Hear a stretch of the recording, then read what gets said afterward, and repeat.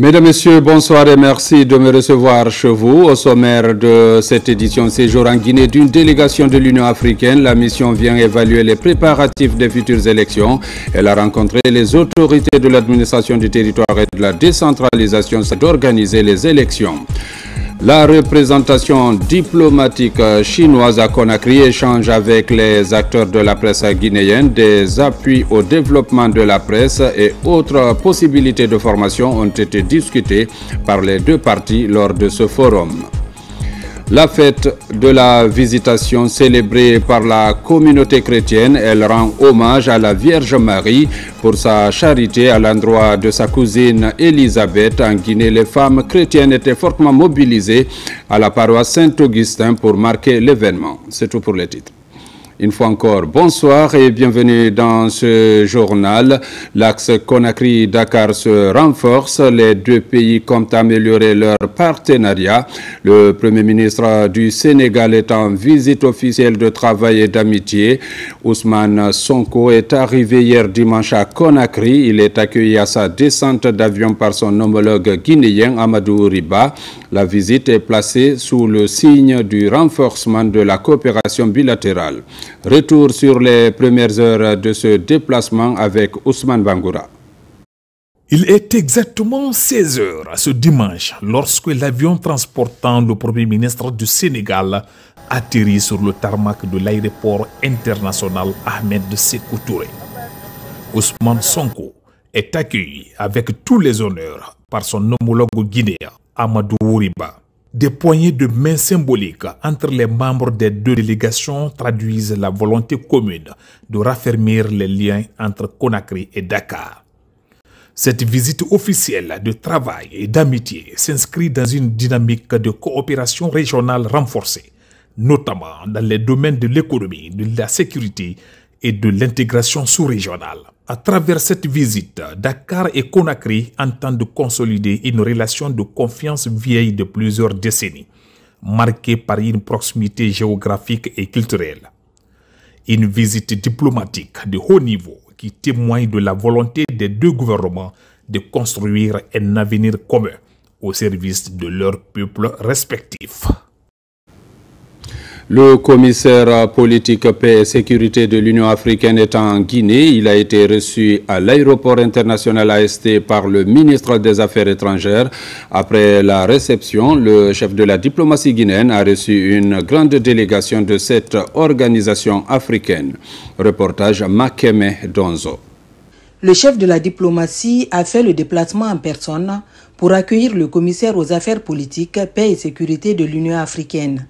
Un moment de complicité entre deux personnalités qui ont une vision dynamique de l'institution panafricaine.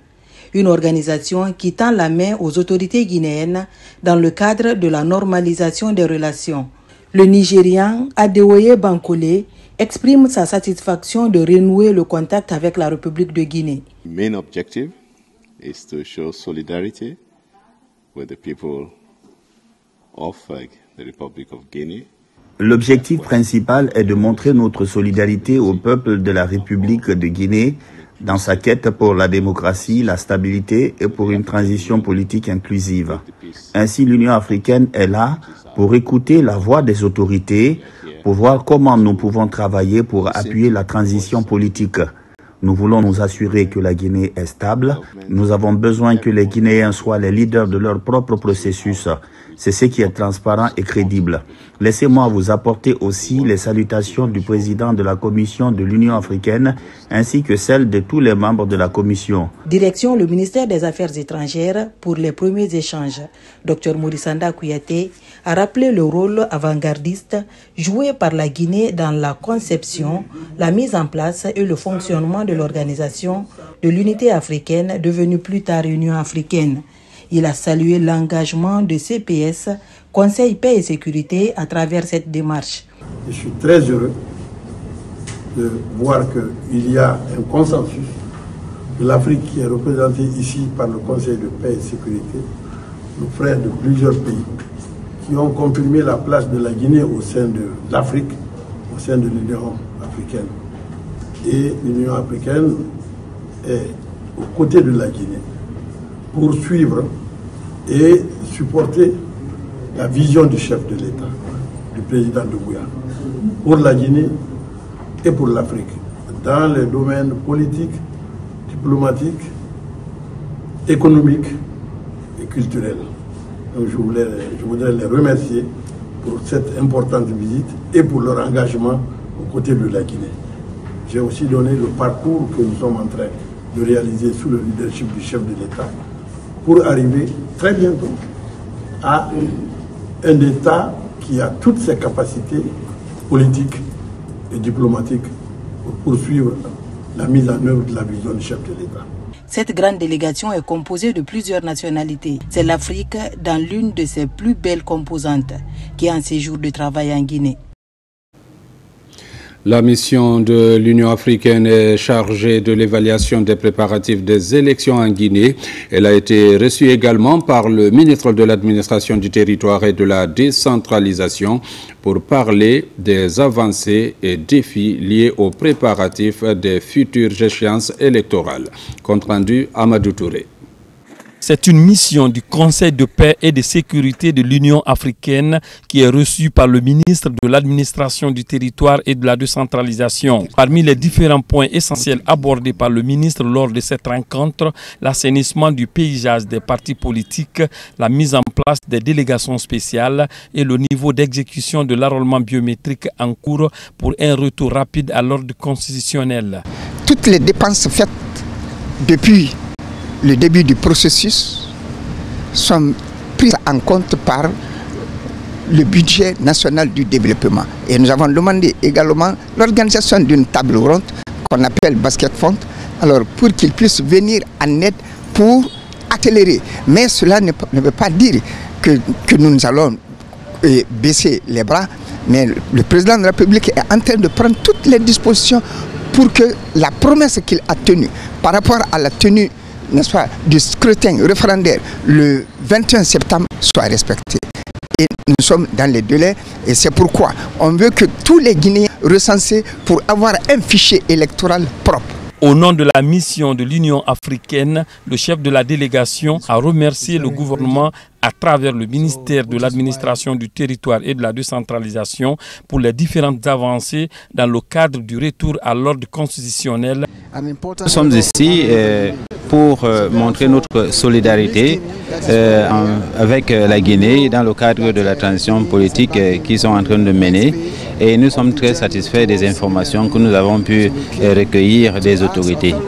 Nous avons bien compris la doléance exprimée par M. le ministre que nous allons entrer en tant que Conseil de paix et de sécurité, nous réunir, réfléchir par rapport à cette doléance et puis communiquer notre conclusion aux autorités guinéennes. Composé de 15 pays membres, le Conseil de paix et de sécurité de l'UA est l'organe décisionnel permanent de l'Union africaine pour la prévention, la gestion et le règlement des conflits sur le continent. Forum des échanges amicaux avec la presse guinéenne, thème d'une rencontre entre l'ambassadeur de la Chine en Guinée et les hommes des médias. Plusieurs sujets de coopération ont été évoqués au cours de ces échanges avec le diplomate chinois. Il s'est engagé à accompagner la Guinée dans son programme de développement. Reportage Moussa Kouyati. Ces échanges avec le diplomate chinois en Guinée ont porté essentiellement sur la coopération entre Pékin et Conakry dans divers domaines. La rencontre a mobilisé les journalistes de la presse publique et privée. La coopération entre les deux pays dans les domaines clés. Sur la direction stratégique des deux chefs d'État, les deux parties ont accéléré la mise en œuvre de 10 actions de partenariat en Guinée. Une série de premiers résultats ont été obtenus.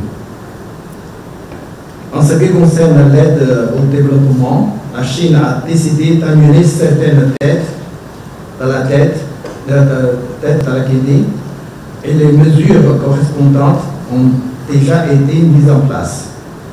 La Chine prévoit de fournir un lot d'aide alimentaire à la Guinée et les départements compétents chinois s'activent activement à y travailler avec leurs homologues guinéens. La Chine est l'un des partenaires clés de la Guinée avec la réalisation de plusieurs infrastructures.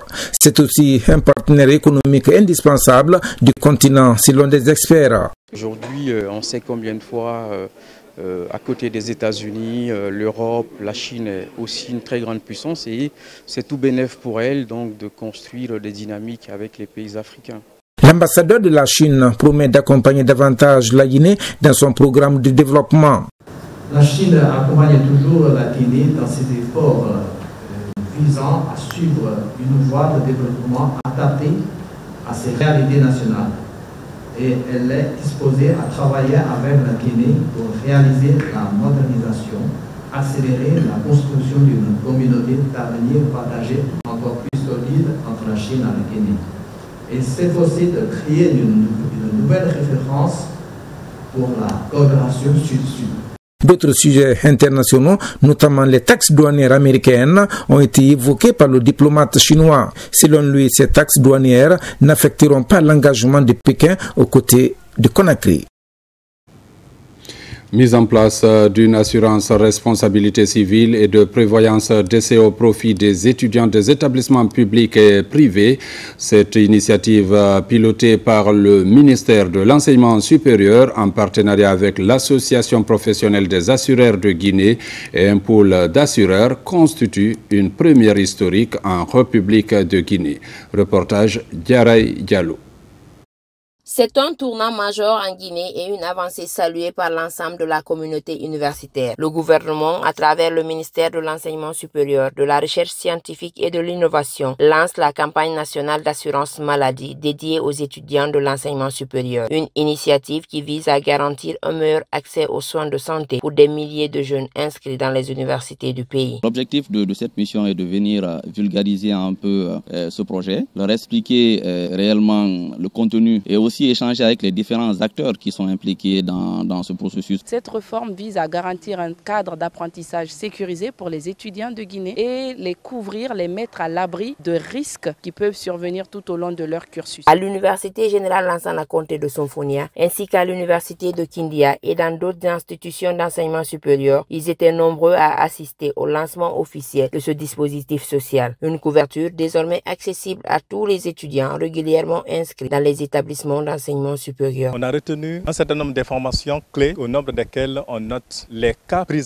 qui sont pris en charge par ces assurances-là. Les cas d'accident, des dommages corporels sur l'étudiant et les cas d'un certain nombre de maladies graves comme par exemple le cas de cancer, les cas d'AVC, les cas d'insuffisance rénale. Mais aussi la question de responsabilité de l'étudiant. Il y a la responsabilité civile, les types de situations dans lesquelles la prise en charge est effectuée et les cas également où la prise en charge n'est pas possible. Les procédures à suivre pour un étudiant qui est victime d'un accident, c'est d'abord de déclarer l'accident à son université à travers le service infirmerie. C'est le service infirmerie qui est le point focal des assureurs. Donc c'est ce service qui va recueillir l'information. Si l'étudiant peut être soigné dans l'enceinte de l'université, le service infirmerie s'occupera des soins. Si l'étudiant doit être traité dans un établissement hospitalier, c'est l'infirmier qui va l'aider à son orientation dans cet établissement-là avec une lettre de prise en charge. En offrant aux étudiants une protection contre les risques liés à la maladie, cette mesure renforce leur sécurité sociale et améliore leurs conditions d'études. Elle traduit également l'engagement du gouvernement à promouvoir le bien-être et l'épanouissement de la jeunesse guinéenne. Éducation encore avec la relance cette fois-ci de l'alphabétisation des adultes, notamment les femmes dans les régions administratives du pays. Un programme ficelé par la Direction nationale de l'alphabétisation et la promotion des langues nationales. Une sensibilisation est même envisagée pour toucher davantage du monde. Compte rendu Yaya Silla. En Guinée, savoir lire et écrire est et demeure un défi majeur pour les autorités. L'alphabétisation des citoyens est parmi les priorités nationales. C'est pour relancer cette activité dans les régions administratives que les acteurs de la société civile et cadres du département de l'enseignement préuniversitaire et de l'alphabétisation se sont réunis ici à Kindia pour informer et sensibiliser sur le projet du programme d'alphabétisation de 2000 citoyens. L'objectif de cette formation, c'est une grande campagne de sensibilisation et pour la mobilisation de l'ensemble des acteurs et la mobilisation sociale autour du programme d'alphabétisation. Et la Guinée a un programme décennal de l'éducation dont le programme prioritaire numéro 3 est l'alphabétisation et l'éducation des adultes. Donc il y a 2 millions de jeunes et adultes qui doivent être alphabétisés entre 2020 et 2030. Il y a aussi le programme Simandou Academy. 68% de la population guinéenne est analphabète, alors que la Guinée fut la pionnière dans cette expérience en Afrique. Quand quelqu'un est analphabète, non seulement il ne comprend rien, mais il ne se comprend pas lui-même. C'est là le problème. Et le gouvernement guinéen, bien avant aujourd'hui, a pris beaucoup de dispositions par rapport à la lutte contre ce fléau. Dans un pays, si on a moins de 50% de la population qui est analphabète, on ne peut pas parler de développement. Les intellectuels, eux seuls, ne peuvent pas faire le développement d'un pays. Il faut que au moins 50% de la population ait accès au savoir pour qu'on puisse parler de développement dans un pays. Le programme de formation des formateurs est prêt et les zones à alphabétiser sont ciblées. Et puis, ce coup de pouce à l'endroit des vétérinaires privés de la Guinée forestière, le PFAG a procédé à la remise de 20 congélateurs à gaz à cette corporation. Il s'agit d'améliorer les conditions de conservation des vaccins et médicaments vétérinaires en zone rurale. Reportage Maïmouna Bella Diallo et Jeanne Dounamou. 20 réfrigérateurs à gaz ont été remis à des vétérinaires privés de la Guinée forestière lors d'une cérémonie organisée au ministère de l'Agriculture et de l'Élevage. Cette initiative s'inscrit dans le cadre du programme PFAG avec le soutien de l'Agence française de développement AFD. Objectif: améliorer la conservation des vaccins et médicaments vétérinaires dans les zones rurales où l'électricité fait souvent défaut. Vers ce nous n'avons pas de courant permanemment. Et si nous avons ce genre d'outils, ça va nous faciliter la tâche. Cela nous permet de pouvoir gérer la santé des animaux et faire face à la santé publique.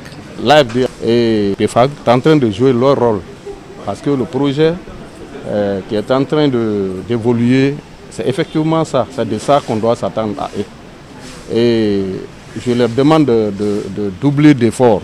Le projet vise aussi à encourager l'installation durable des jeunes vétérinaires dans les campagnes. 9 sont déjà en poste et d'autres suivront. Un défi subsiste toutefois: remplacer ceux intégrés récemment dans la fonction publique. Ce que nous constatons aujourd'hui, c'est qu'il y a un défi. Et au niveau des sous-préfectures où ils sont installés, il y a en même temps les agents de l'État. Tout le monde sait que la Guinée a opté pour la privatisation de la profession vétérinaire. Donc partout où il y a un vétérinaire privé installé, et en principe, les agents de l'État qui se trouvent dans cette ligne doivent cesser tout acte vétérinaire. La remise de ces équipements est d'une importance capitale pour le ministère de l'Agriculture et de l'Élevage. En fait, c'est la suite d'une activité qui a consisté au maillage du territoire national en vétérinaires privés qui font partie de notre réseau d'épidémie-surveillance des maladies animales en Guinée.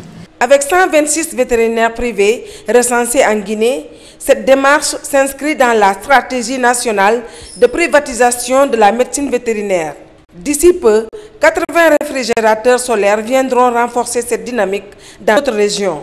Un geste salué comme un levier fort pour la santé animale et le développement rural. Le 33e convoi des pèlerins guinéens pour le Hadj a quitté Conakry depuis vendredi soir pour l'Arabie Saoudite. Ce convoi complétera les 10 000 candidats inscrits au compte de cette année. D'autres candidats au Hadj sont en attente.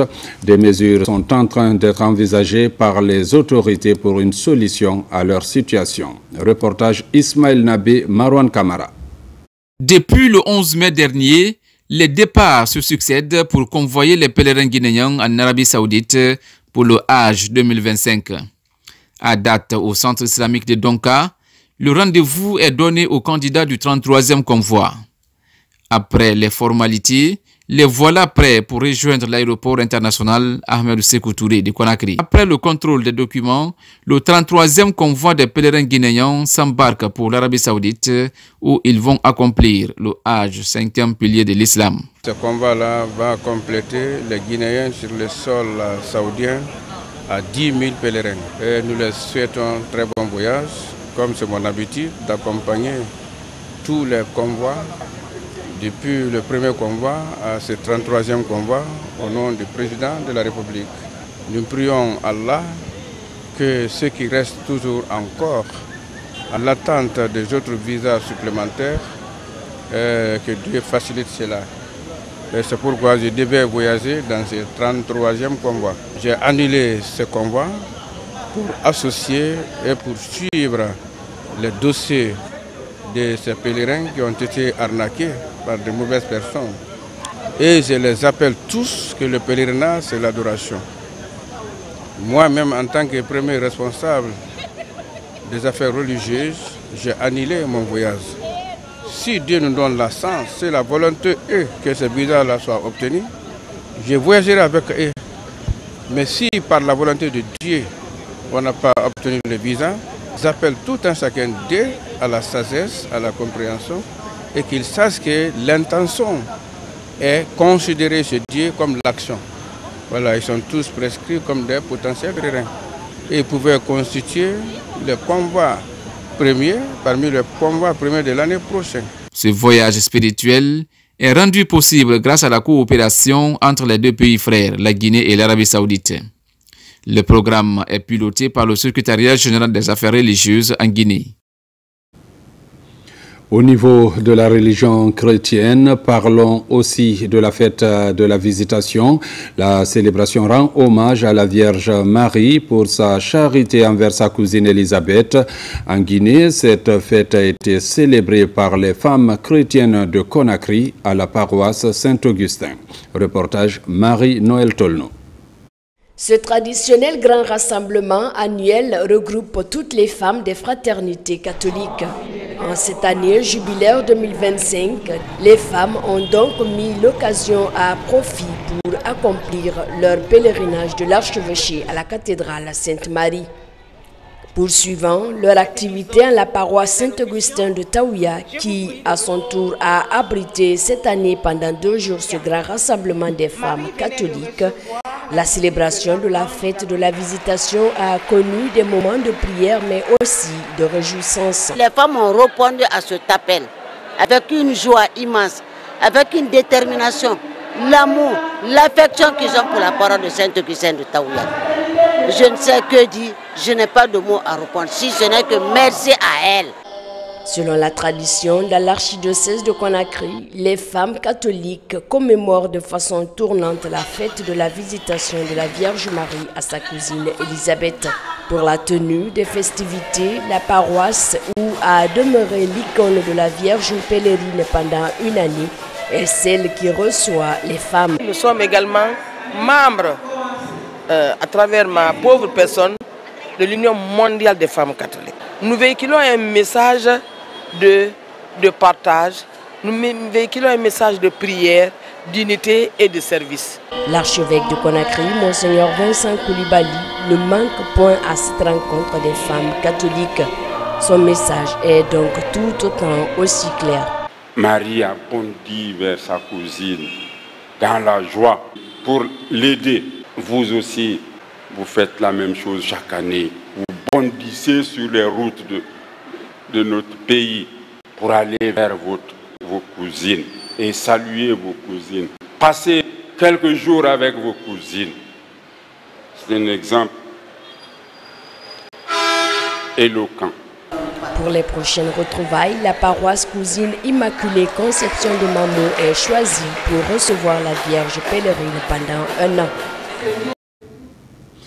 À l'esplanade du Palais du Peuple, 10 orchestres nationaux et des troupes de cinéma, symboles vivants de notre riche patrimoine, viennent d'être dotés d'instruments musicaux et de kits cinématographiques. L'initiative est du ministère de la Culture, du Tourisme et de l'Artisanat qui porte la vision et en assure la mise en œuvre. L'objectif est d'accompagner les artistes chanteurs et acteurs du 7e art dans l'exercice de leur profession. Reportage Diarra Diallo, Mohamed Bangoura. Ce moment d'histoire que la Guinée artistique et culturelle vit à travers cette cérémonie de remise est une étape majeure qui s'inscrit dans le cadre de la politique culturelle du département en charge de la culture. Ce don composé d'instruments musicaux tels que la guitare, le djembé, la kora, le balafon et des kits audiovisuels destinés aux orchestres et aux troupes de cinéma populaire symbolise le réveil profond du patrimoine musical et la reconquête de la fierté culturelle de la Guinée. Nous, les artistes de la RTG, du 7e art, nous sommes tous là présents aujourd'hui pour témoigner la reconnaissance au président de la République, au CNRD, au gouvernement guinéen, de l'aide qu'il ne cesse de contribuer à bonne échéance aux artistes. C'est l'ensemble des artistes guinéens, toutes catégories confondues, qui a bien voulu manifester, exprimer leur joie et prouver au général Mamadi Doumbouya qu'il est avec les artistes. Tout ce qu'il a posé comme action, nous parlons de ses acquis, nous sommes venus pour le soutenir. La relance de ce vaste chantier de renaissance orchestrale est enracinée dans l'élan de reconquête de l'âge d'or de la musique et du cinéma guinéen. Deux domaines considérés comme des leviers pour le développement humain, l'inclusion sociale et la croissance économique. Il est temps que nos sons nous ressemblent, que nos rythmes nous rassemblent, que nos talents nous révèlent. Ces formations musicales ne seront pas de simples vestiges folkloriques subventionnés. Elles deviendront des entités vivantes, dynamiques, économiquement viables, capables de se produire, de rayonner et de générer leurs propres revenus. C'est donc une relance, certes historique, mais avec un nouveau modèle économique. Ce geste vient renforcer la capacité de ces 10 groupes musicaux et acteurs du 7e art dans leurs prestations pour le bonheur des passionnés du cinéma et des amateurs de la bonne musique.